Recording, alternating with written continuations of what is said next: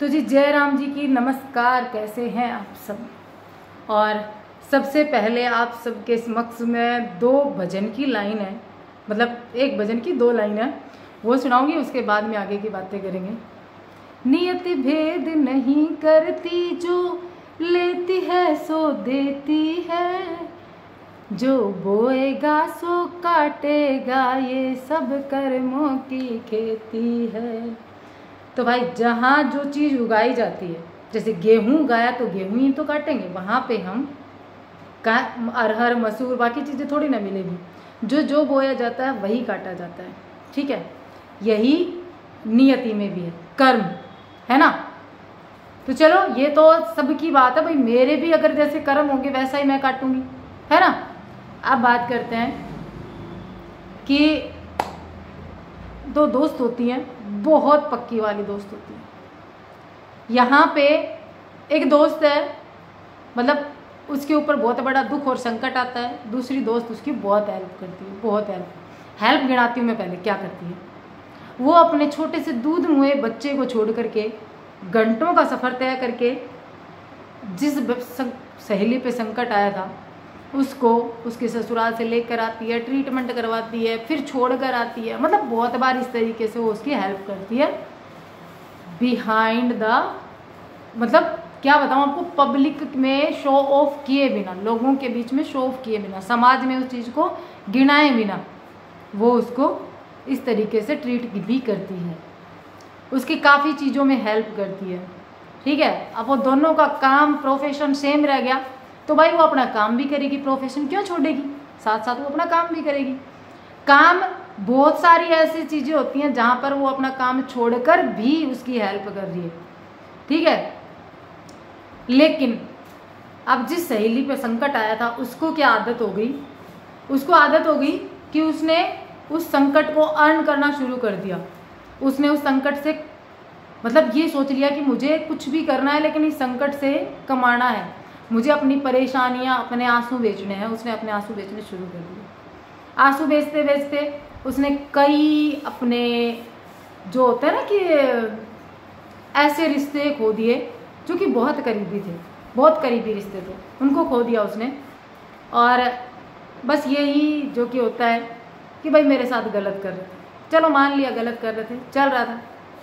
लेकिन कुछ तो ऐसे भी रिश्ते थे जहाँ पर उसने ये तक कह दिया कि ये सामने वाला जो है बंदा, जो कि मेरा इतना अजीज था, जिसको मैं अपनी औलाद के समान मानती थी, ये अपने माँ बाप जो है ना उनसे प्यार करने लग गया, इसलिए ये भी गलत हो गया। उसने उसको भी छोड़ दिया, चलो कोई बात नहीं, छोड़ दिया। अब यहाँ पे वो जिगरी दोस्त जो है उसको भी, चलो उसकी भी झंड करो तुम। उसने तो बेचारी ने नाम भी नहीं लिया था, उस दोस्त ने तो तुम्हारा नाम भी नहीं लिया था, उसने तो तुम्हारे मतलब तुम लोगों को डायरेक्ट टारगेट भी नहीं किया था। और सेम वही चीज़ जो पहले की थी यहाँ पर दोहराई गई। एक रिकॉर्डिंग लगाना, भोली मासूम है जिसके ऊपर संकट आया, वो बहुत भोली है, मासूम है कि उसको पता नहीं है इंसान को परखने का, वो किसी पर भी विश्वास कर लेती है, ऐसा उसके परिवार वालों का कहना है कि वो बहुत मासूम है, वो किसी पर भी ट्रस्ट कर लेती है। वो 3-4 साल से एक रिश्ता निभा रही थी, एक दोस्ती का, उस पर ट्रस्ट कर रही थी, लेकिन उस दोस्त ने धोखा दे दिया। वो इतनी मासूम है, इतनी मासूम है, लेकिन उस मासूमियत के साथ में उसको ये याद रहता है कि वो 10 साल 5-6 साल पुरानी रिकॉर्डिंग भी करनी, उसके पास इतना दिमाग तो है, क्योंकि थोड़ा बहुत तो बादाम खा रखा है, दिमाग चलता है, उसके पास इतना दिमाग तो है कि वो रिकॉर्डिंग्स बहुत अच्छे से करती है हर एक चीज़ में। और जैसा कि मैंने बताया, आंसू बहुत जल्दी आ जाते हैं, आंसू बेचने की ट्रिक मिल गई है, तो वो आंसू बेचती है, रिकॉर्डिंग्स करती है। और वो रिकॉर्डिंग, फिर से एक रिकॉर्डिंग प्ले की गई जिसमें बताया गया कि सामने वालों ने हमें गालियाँ दी। अब सोचने वाली बात यहाँ पर यह है कि जैसे पहले रिकॉर्डिंग वायरल की गई थी, रीजन नहीं बताया गया था, वही बात यहाँ पर की गई।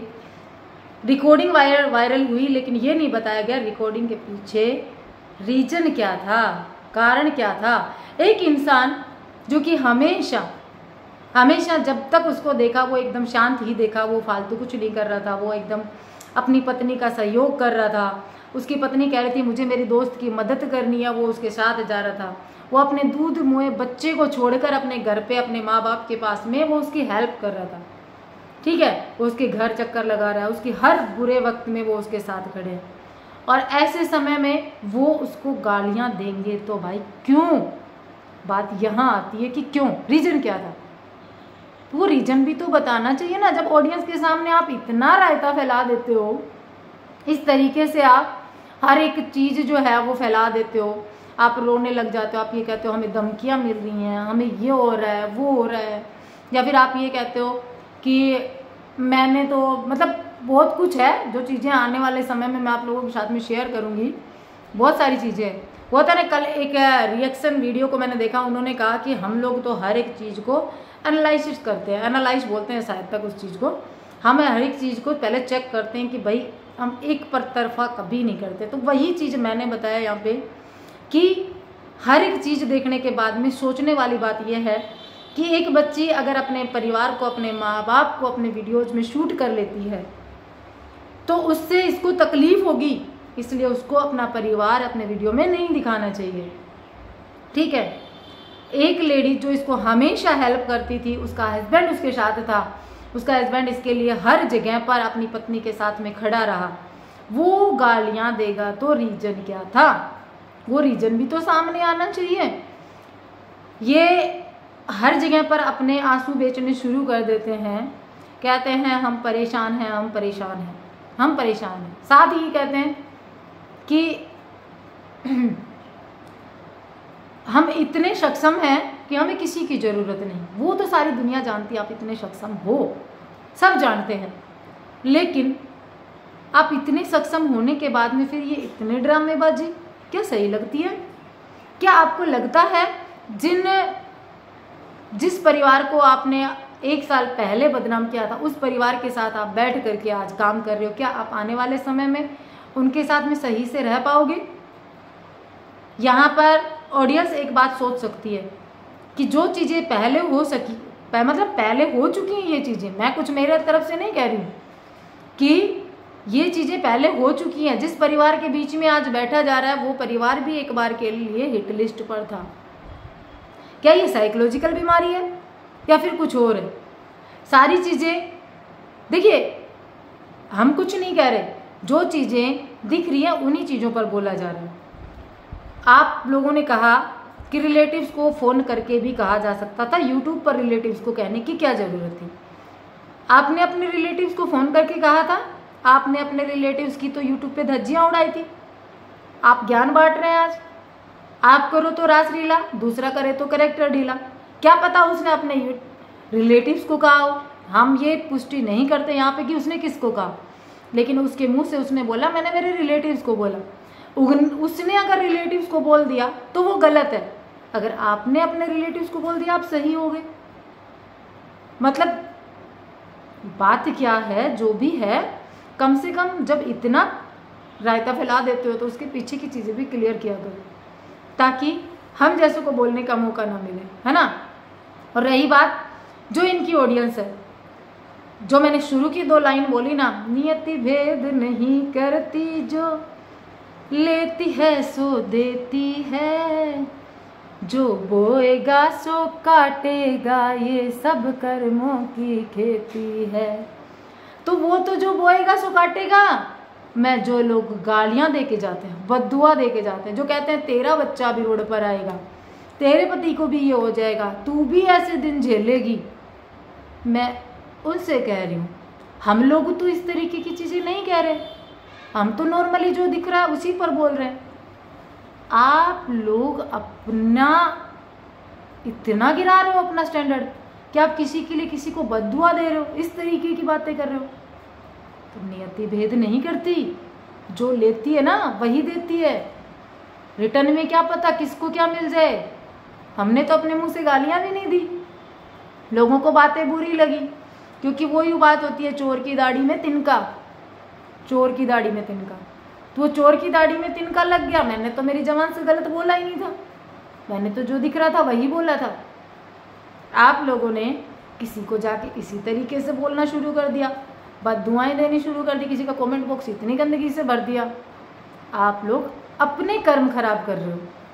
ठीक है, यहाँ पर मेरे कमेंट बॉक्स में भी बहुत कुछ फैला के जाएंगे, मुझे कोई फर्क नहीं पड़ता। मुझे पता है कि मैं क्या कर्म करती हूँ। ठीक है, तो अपने कर्मों का हिसाब हमें पता होता है कि हमें देना है, ध्यान रखना इस चीज़ का। और जो चीज़ें मैंने बताई हैं, मैं उनसे पूछना चाहूँगी कि आप जैसे पहले रिकॉर्डिंग वायरल की थी उसके पीछे का रीज़न नहीं बताया था, वैसे सेम चीज़ें मत दोहराओ। अब वीडियो प्राइवेट करते हो या जो भी करते हो, सेम चीज़ें मत दोहराओ, पीछे का रीज़न भी बता दो। भाई जब इतना ही रायता फैला दिया तो रीज़न बताने में क्या जाता है, वो भी बता दो, है ना। बाकी आप सबको धनतेरस की ढेरों शुभकामनाएं। माँ लक्ष्मी आपके घर में खूब धूमधाम से आगमन करें, इसी कामना के साथ में मिलूंगी एक नए वीडियो के साथ। और हाँ, मैंने चैनल का नाम चेंज कर दिया, व्लॉग नहीं है। ठीक है, बाय, जय श्री कृष्ण।